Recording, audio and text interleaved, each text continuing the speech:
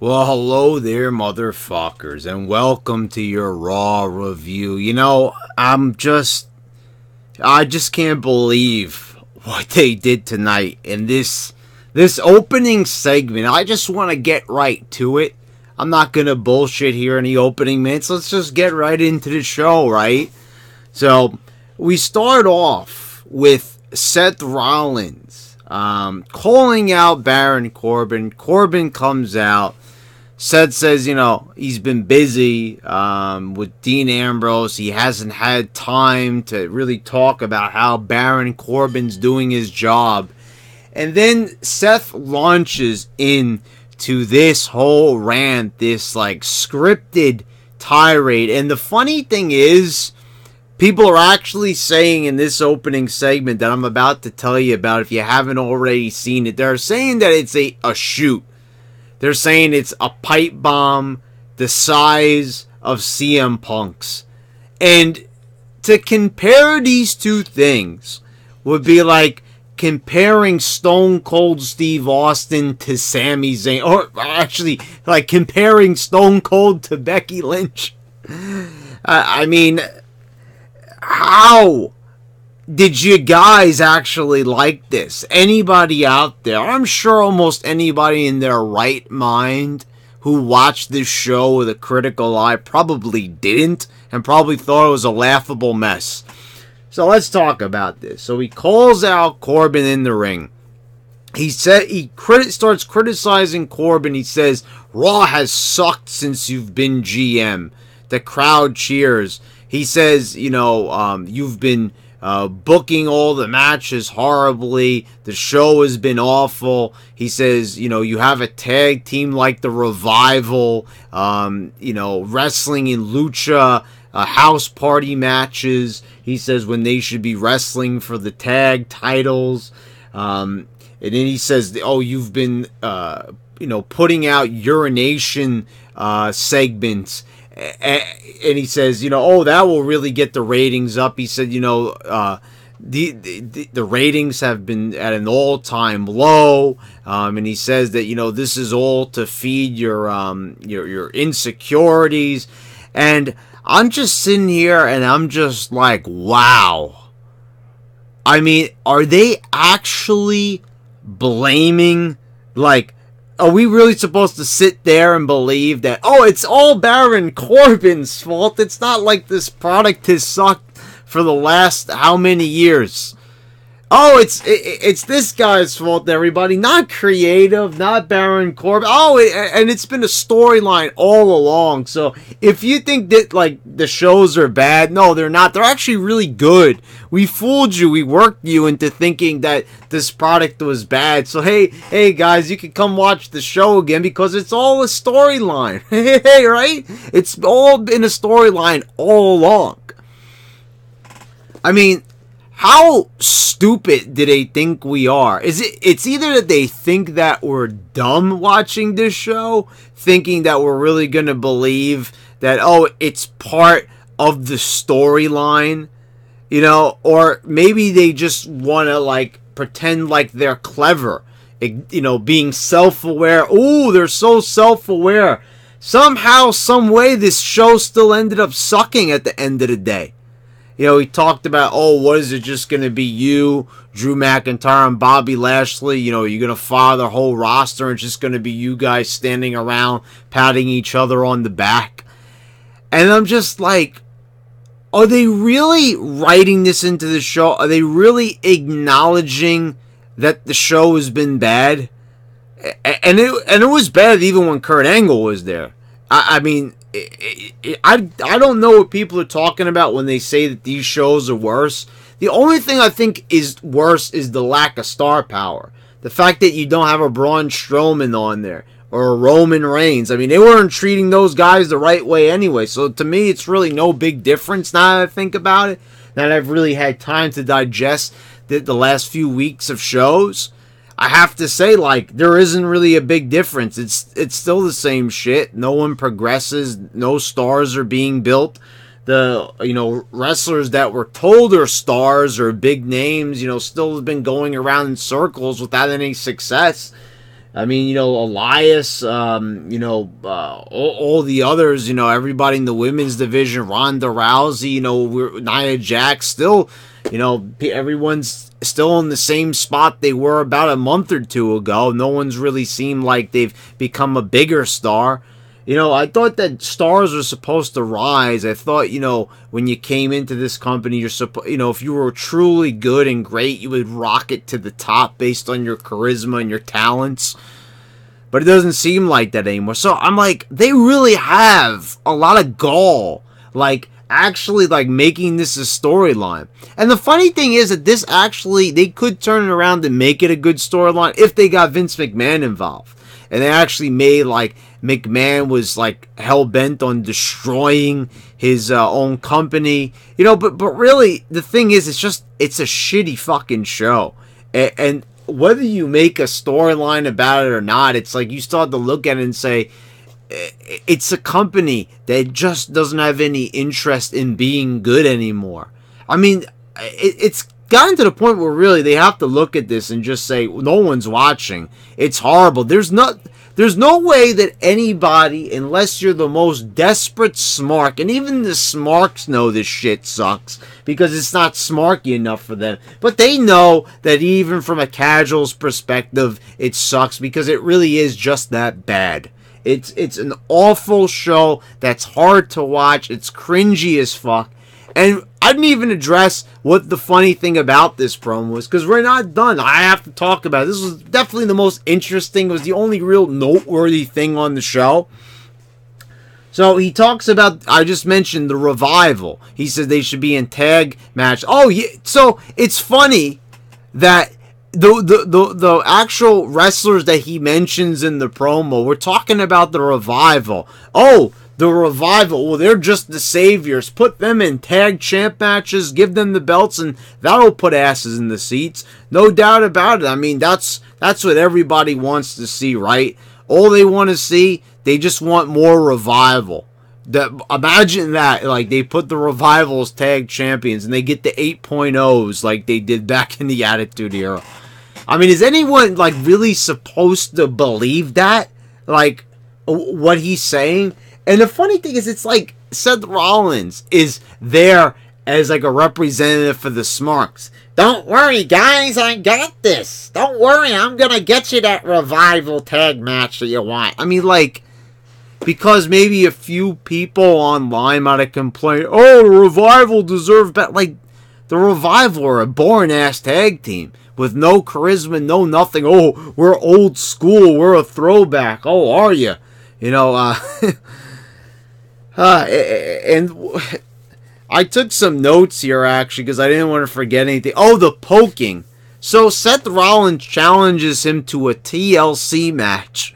So the best way to, already on the show that's going to be flooded with, tables, ladders, and chairs, is to give us a tables, ladders, and chairs match on Raw. So, why even bother watching the pay-per-view? You're going to fucking get the tables, ladders, and chairs anyway. And he starts, and Corbin says, no, I don't want to. And he starts poking him.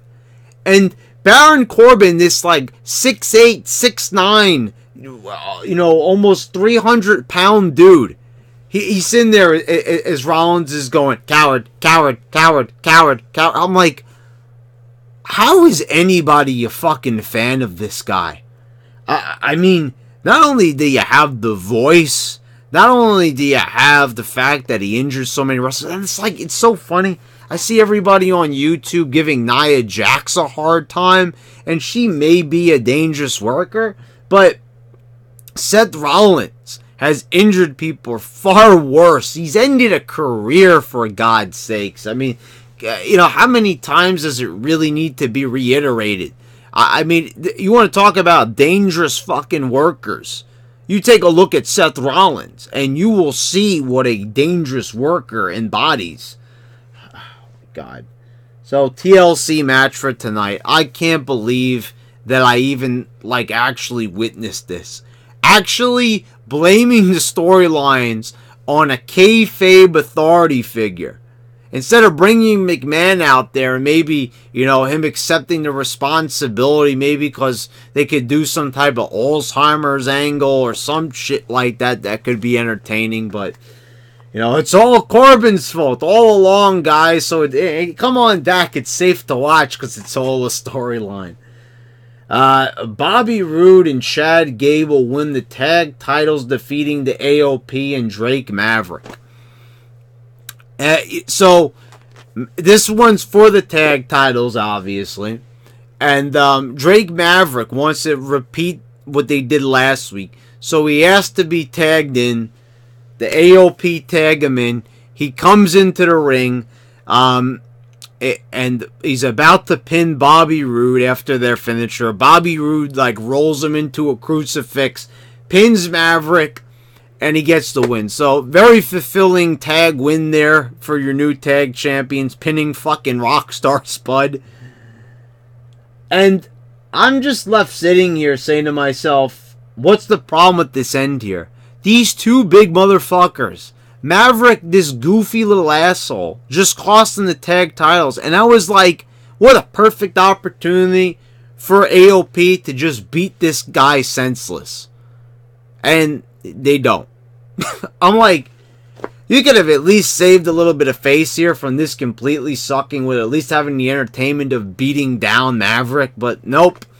Sure enough, they do some WWE.com exclusive and everything's just fine. They're just fine with Maverick costing them the tag titles. These two dudes should have like a massive temper.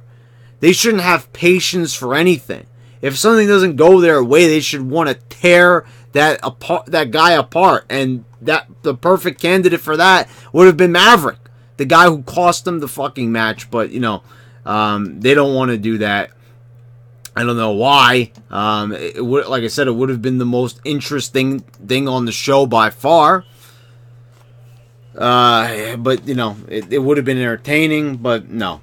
So Natalia's up next, and she cuts a teary promo where she goes, I'm gonna take it to you, Ruby, with all my heart for what you did to my dad's sunglasses. I mean, like, is this her gimmick? Like, is she like the crybaby? So Ruby Riott comes on the stage and makes fun of her. Oh, Natty's crying again.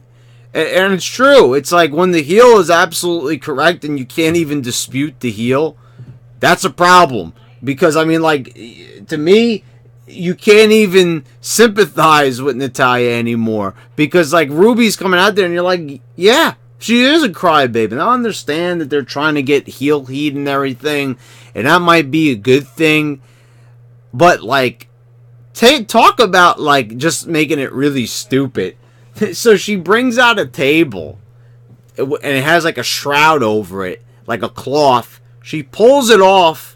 And it's got the image of Jim Neidhart on it. And I'm like, first of all, it looked really weird. I mean, whoever did it, I mean, great work. I mean, you know, they got a fucking perfect photographic image of Jim Neidhart right there on the table. And I'm like, you know, but, you know, the point, she says, you know, I know you're really close with your dad, but you're going to be even closer with your dad when I throw you through the table. I mean, so, like, there you go. I mean, it's just like, you know, how is it that they do, like, this stuff where I don't want to call it over the top because it just seems like they're desperate for ideas to have a storyline. So it's like, oh, let's add a little something extra in before the pay-per-view. But it's nothing, like, great. They're not doing anything really that interesting. It's just like, oh, I put your dad's image on a table. It's going to be poetic when I throw you through. It's like, how are they did, like, less back in the day, but got more out of it, if that makes any sense. You know, now it's like they got to do, like, pee-pee and, you know, putting images on tables. Like, it's just cheesy. It's corny. And it didn't come off, like, I'm just sitting there kind of, like, just going, well, I don't really think it's necessary. So, like, the heel went through all that trouble So she went through all that trouble of designing that table, putting the image of Natty's dad on there, and I'm like, man, Ruby Riot's got too much free time. Like, I'm saying seriously, she's had all these time to wrestle all these matches overseas and everything, and she takes the time to go to an artist so they could design it. Like, it's just so dumb. Drew McIntyre finally had the segment that he should have had last week where he beats the ever-living shit out of Dolph Ziggler. Like, I really don't understand, like, why this didn't happen last week. Well, you know what I'm saying? It's like, he should have just... and this week, he actually should have obliterated Dolph. Dolph shouldn't have had any comeback or anything. He should have just came back, and they should have saved some face from last week and just had him fucking annihilate Ziggler. Like, he shouldn't have even had a chance in there. Shouldn't have even got, like, a single fucking move in there. It should have been a total squat. And I'm a fan of Ziggler, but like I said, he's a lost cause at this point. And if it means putting Drew over... See, but the thing is, it's like, there's still... It's moving at too slow of a pace. They don't got anybody. There's no one to... you know, as far as stars go, even if Braun comes back at TLC, and he probably will... You know, you're still not going to have Roman Reigns. You're still not going to have John Cena. So you might as well do the most you can with Drew McIntyre. But, you know, it's like they don't seem like they're moving towards it. And, like, this pay-per-view doesn't even have a fucking world title match. No Universal Championship. Another thing that Seth Rollins mentioned, that, you know, Brock hasn't wrestled on Raw since 2002. Like, that's, like, really, that's Baron Corbin's fault. Like, that had been a problem since 2012. 6 years ago, that was a problem. 6.5 years ago, that was a problem. And you know, they didn't address it. Bayley defeated Alicia Fox. You know, this was the mixed tag team, the mixed Max Challenge promotion. Apollo Crews is in for Finn Balor because I guess he's kayfabe injured from last week after what Drew McIntyre did to him. So, you know, what's the replacement? Apollo Crews, of course. So, I mean, oh God, like, what is the point of even promoting this? Who is watching Mixed Match Challenge, for God's sakes? Like, can anybody honestly tell me who the fuck really watches that shit? Like, in the comments, let me know. And if so, like, why do you watch it? What is the point? You know, what's the only thing? And they're not even, like, even telling you what's going on in Mixed Match Challenge. They don't. Michael Cole doesn't even mention it. What's going on in Mixed Match Challenge? Who's winning it? What's the point? You know, what is the consequences for winning and losing? What does one get for winning a Mixed Match Challenge?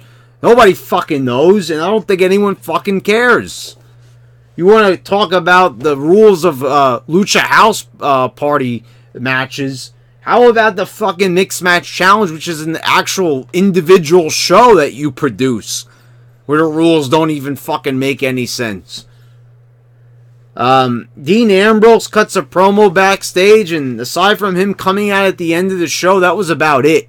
Like a promo where I'll tell you, like, there was nothing in this promo. You know, like, basically questions he's already asked or already answered. Oh, how do you think that Roman Reigns would feel if he knew how you felt about Rollins all along? Like, what? Like, what kind of a question is that even? Like, how would he feel if he knew? Like, didn't they already, like, address that already? You know, Dean already says he doesn't care what Reigns gets. You know, they were all bad guys. He's getting what he deserves in the end. So it's like he goes, you know, who cares about Reigns? So it's like when he already said that the guy pretty much deserved his cancer, I think you've already hit the epitome of everything that he possibly could say as a heel. So either they went too strong too early, or, well, maybe more realistically, they just suck at writing fucking promos. But Dean is getting into it. He's got the mannerisms, the facial expressions. It's just the content fucking sucks. That's all it is. I mean, the guy's trying his hardest to try to make this heel turn work, but, you know, you could tell that he enjoys being heel, but they're not giving him anything to work with. There's no storyline. There's nothing. It's fucking lame.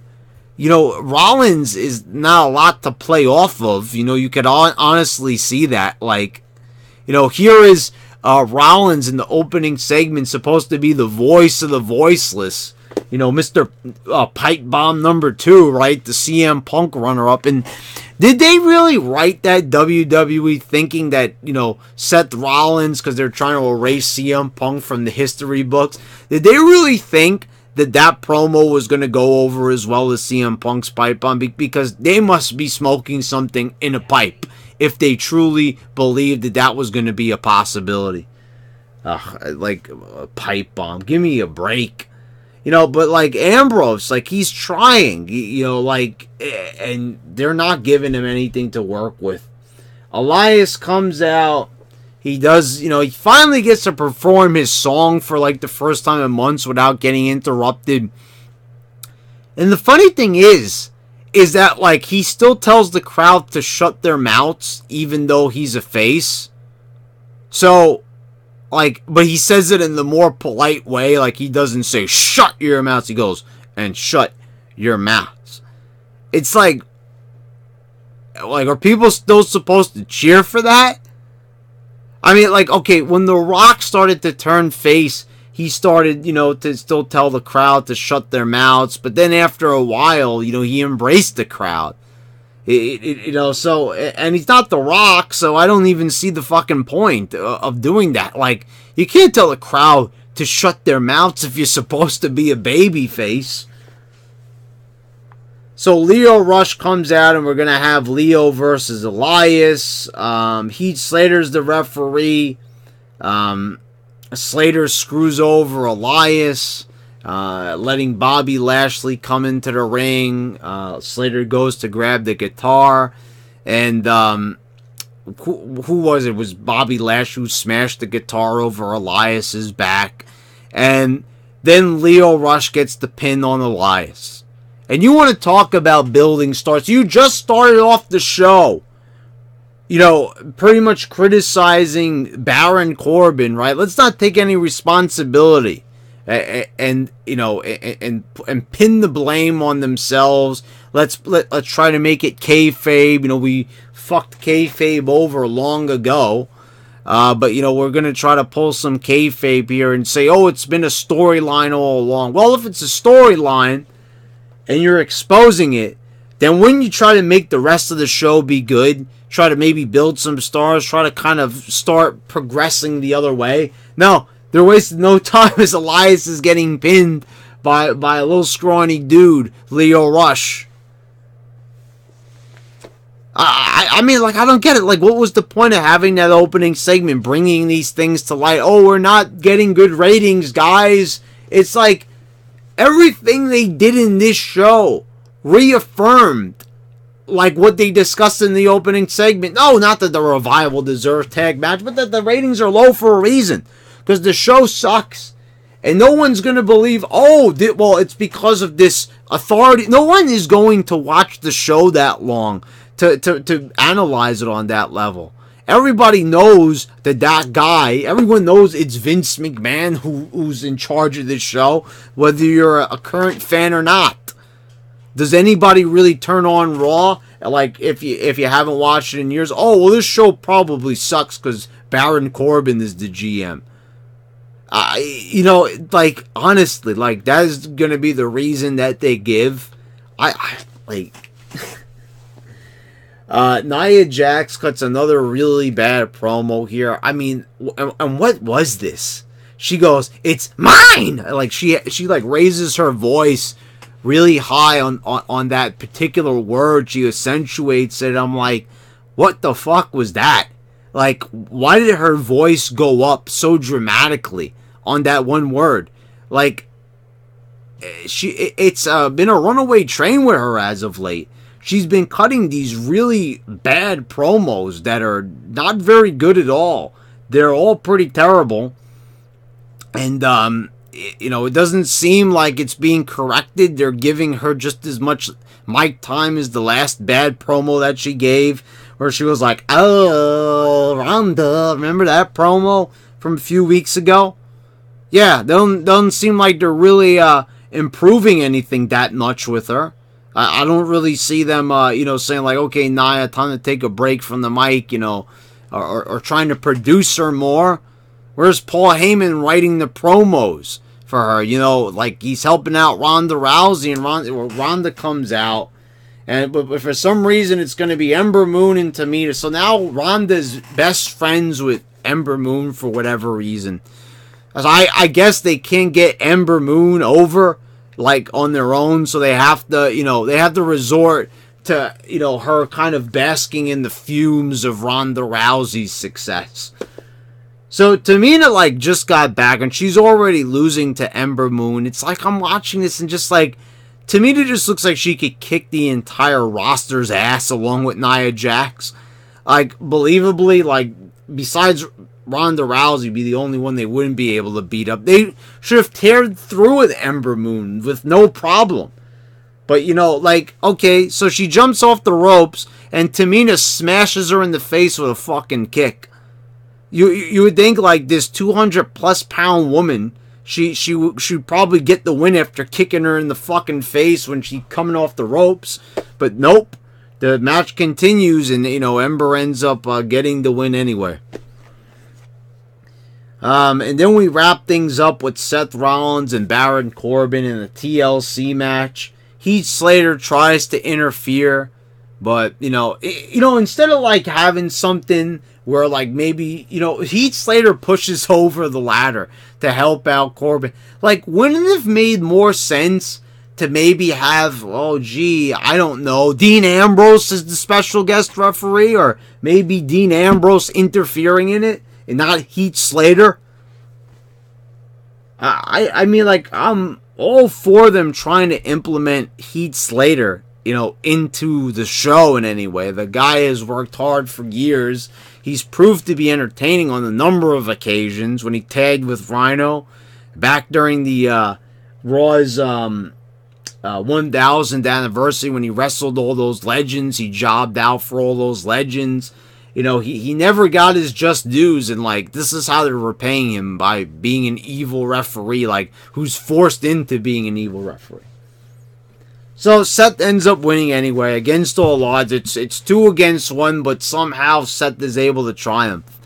And I don't know how I feel about Seth Rollins, who's not really that big of a guy, power bombing a guy who is more than half a foot taller than him off a fucking ladder, like into the table that's set up in the corner. It's just like I just don't see that happening.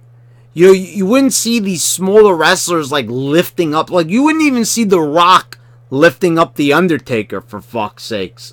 Like it just didn't look right. You know, so there's so much shit on this show that is just totally inept garbage. And at the end, Dean Ambrose walks out onto the entrance ramp, and that's about all the build-up you're gonna get for TLC. So we just addressed how much the show sucked at the beginning of the show, and we're going to end it on a pretty sucky note. Did anybody give a shit about this TLC match? Did anybody give a shit about anything on this show? I really doubt it. I mean, we addressed all the problems in the opening segment, or, you know, well, some of them anyway. You know, like the Revival not getting a tag title shot. That's, you know, that right there, that's some serious business right there. The Revival, I mean, you know, if only they'd get their much-deserved tag title shot, then the show would be saved. I mean, what a fucking horrible show. The simple fact that they would make the bad ratings into a storyline just shows how fucking clueless and out of touch they truly are. Guys, if you enjoyed this video, please hit a thumbs up. If you didn't, hit a thumbs down and tell me why. If you like what you saw here, you know, hit the subscribe button, click the bell so you get all the notifications when I post all my new videos. Check out some of the content I have posted here.